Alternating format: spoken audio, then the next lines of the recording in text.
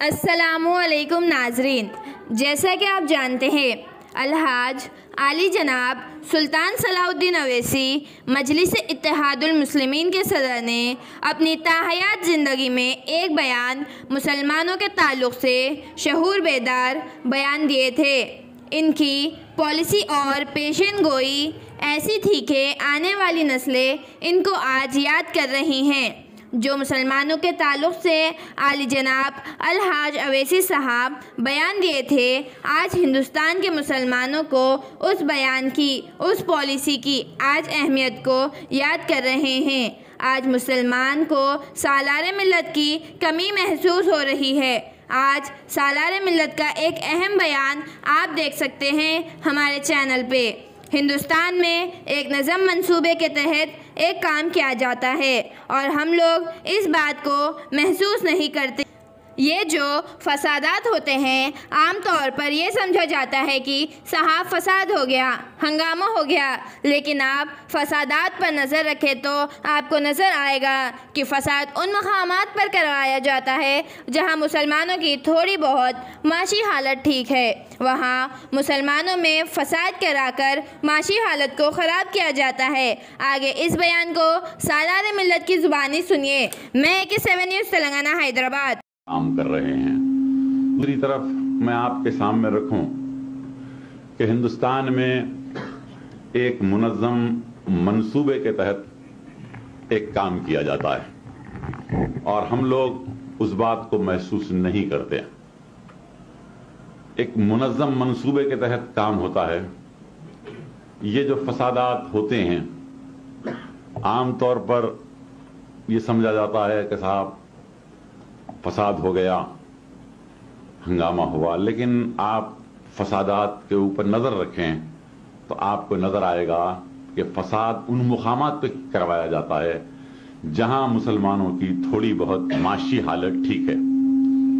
وہاں فساد کرا کے آپ کی معاشی حالت کو، آپ کے بزنس کو ختم کر دیا جاتا ہے۔ آپ خود دیکھیں گے، اگر ایک تاریخ وار اگر آپ دیکھیں تو آپ کو نظر آئے گا کہ گلبرگے کے مقام پر کپڑے کی ٹھوک تجارت مسلمان کے ہاتھ میں تھی۔ فساد کے بعد وہ تجارت ہمارے ہاتھ سے نکل گئی۔ مراد آباد کے اندر برتنوں کی تجارت مسلمان کے ہاتھ میں، فساد کے بعد وہ تجارت ختم ہو گئی ہے۔ اسی طریقے سے بنارس میں بنارسی ساڑیوں کا کاروبار مسلمانوں کے ہاتھ میں تھا۔ بھوپال وغیرہ میں پتے کا بیڑی کا کاروبار ہاتھ میں تھا۔ اور اب جو بھاگلپور میں جو فساد ہوا ہے، صرف ہم فساد کے اوپر غور کرتے ہیں، لیکن بھاگلپور وہ مقام ہے جہاں یوپی اور بہار میں سب سے زیادہ دولت مند لوگ رہتے تھے۔ ریشم کا پورا کاروبار ان کے ہاتھ میں تھا اور اب فساد کے بعد وہ کاروبار ختم کر دیا گیا۔ تو ایک منظم منصوبے کے تحت یہ کام کیا جا رہا ہے، لیکن پروپیگنڈا یہ کیا جاتا ہے کہ صاحب جلوس جا رہا تھا، مسلمانوں نے پتھر مار دیا، یہ، اور ہم لوگ اس کو صحیح سمجھ جاتے ہیں۔ جیسے کہ گجرات میں فساد ہوا تو اس وقت بوٹا سنگھ نے پارلیمنٹ میں کہا کہ پتھر آئے تھے، 10 لاکھ کا جلوس تھا۔ چونکہ میں واقف تھا وہاں کے حالات سے، میں نے ان سے کہا جہاں سے جلوس جا رہا تھا وہاں کتنے مسلمانوں کے مکانات تھے؟ تو کہا 15 مکانات تھے صرف، اور 10 لاکھ کا جلوس جا رہا ہے۔ میں نے کہا مکان میں لوگ تھے؟ تو کہا نہیں، وہ ڈر کے پہلے سے ہی خالی کر دیے تھے۔ تو پھر کیا اجنہ پتھر مار رہے تھے؟ آپ بتائیے کیا تھا؟ آپ خود اندازہ کر سکتے ہیں۔ اگر یہاں سے کوئی 10 لاکھ کا جلوس جائے تو آپ میں، میرے میں یہ جرات ہو سکتی ہے کہ ہم پتھر ماریں؟ ہم تو ختم ہو جائیں گے، ہمارے بیوی بچے۔ لیکن یہ پروپیگنڈا کیا جاتا ہے کہ صاحب فساد کی ابتدا مسلمان نے کی، حالانکہ خود پتھر مارتے ہیں۔ تو یہ ایک منظم سازش ہے، اس لیے ہے کہ دستور میں ہریجنوں کو، پسماندہ طبقے کو مراعات دی گئی کہ ان کو اوپر اٹھایا جائے۔ ہمیں اعتراض نہیں ہے اور زیادہ مراعات دی جائے، لیکن سوال یہاں پیدا ہوتا ہے کہ جب وہ اوپر اٹھ جائیں گے تو یہ سڑکوں پر جھاڑو دینے کے لیے، گھروں میں کام کاج کرنے کے لیے، ہوٹل میں برتنہ مانجنے، رکشہ چلانے کے لیے کون ہوگا؟ تو آپ کو तैयार करना चाहते हैं। ये एक मंसूबबंद तरीके से ये काम किया जा रहा है और इसी तरीके से उर्दू को मिटाने की बात करते हैं। ये क्यों? हालांकि उर्दू कोई मुसलमान की मजहबी जबान तो है नहीं। कुरान अरबी में नाजिल हुआ, उर्दू में नाजिल नहीं हुआ। हमने तो यहां आकर उर्दू को सीखा क्योंकि ये एक मुश्तरका जबान थी और हमने इसको अपनाया। लेकिन आज आप कुरान पढ़ते हैं लेकिन आप समझ नहीं सकते। 99% लोग ऐसे हैं जो कुरान पढ़ते हैं लेकिन समझ नहीं सकते, हदीस पढ़ते हैं लेकिन समझ नहीं सकते। क्यों? कि आप अरबी से वाकिफ नहीं हैं। आपको उर्दू में कुरान पढ़ना लाजिम है, जैसा कि अभी यहां पर कुरान पढ़े उसका तर्जुमा हुआ।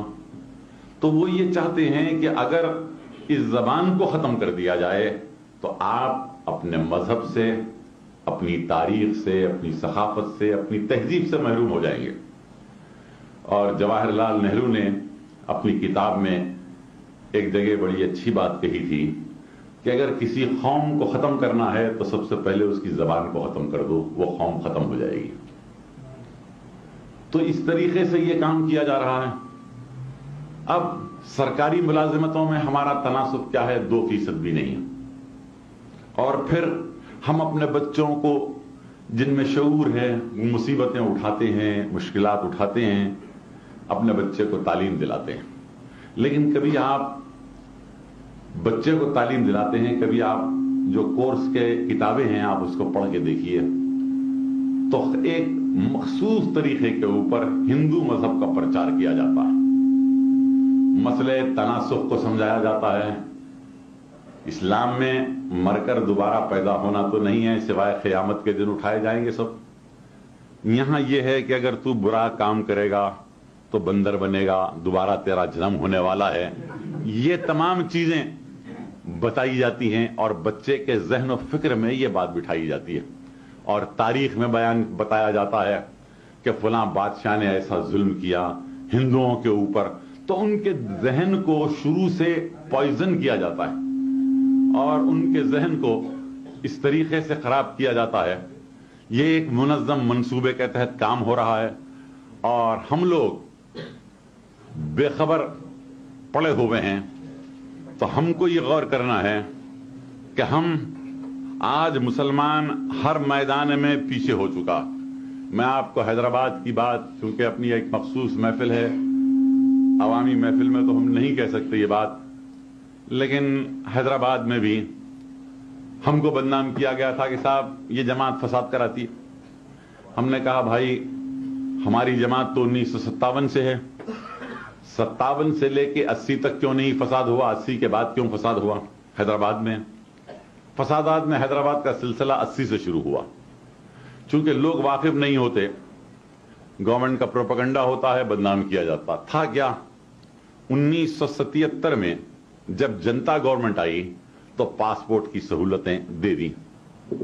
यहां लोग आए, बाहर निकले, कुछ पैसा हैदराबाद को भी आया, तो वो लोग कारोबार के अंदर हैदराबाद का मुसलमान कूदा 69 और 70 में।